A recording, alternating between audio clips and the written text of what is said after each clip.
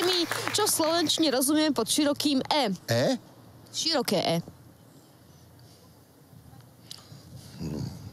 Jaké zabejka, alebo kráva, to je jedno. Ako to napíšete? Normálne E? Alebo takto, alebo také písané, tlačené, malé tlačené. Ako urobíte to, aby to vyzeralo, že je široké?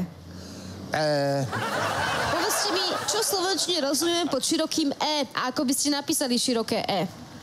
Široké E? Ja napísať. No na šírku, by som to rozťahol v počítači. Čo v slovenčine rozumieme pod širokým E? E. Široké som nevidel, žiadne široké, normálne, písané E. A máme aj široké. No ja som nevidel. Slovo 9 ako napíšete? 9, normálne 9. No poďte hlásku po hláske. D. DTNL. Slovo 9. 9. Dítinili. Čo v slovenčine rozumieme pod širokým E? Ako sa píše široké E? A s 2 bodkami. Čo v slovenčine rozumieme pod širokým E? Ako by ste napísali široké E? Normálne také tlačené, alebo také písmeno. To.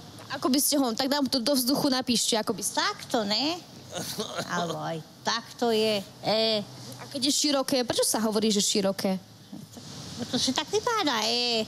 Alebo sa píše tvrdé, alebo mäkké. Tvrdé, mäkké E. No aj také sa píše. Čo v slovenčine rozumieme pod širokým E? Ako? Čo v slovenčine rozumieme pod širokým E? E? Široké E, tak to sú ako eurá. Hej? Ten znak eura je široké E? Áno, áno.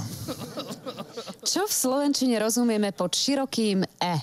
V slovenčine, čo rozumieme pod širokým E? No, fuj, to je hnusné, volačo takého.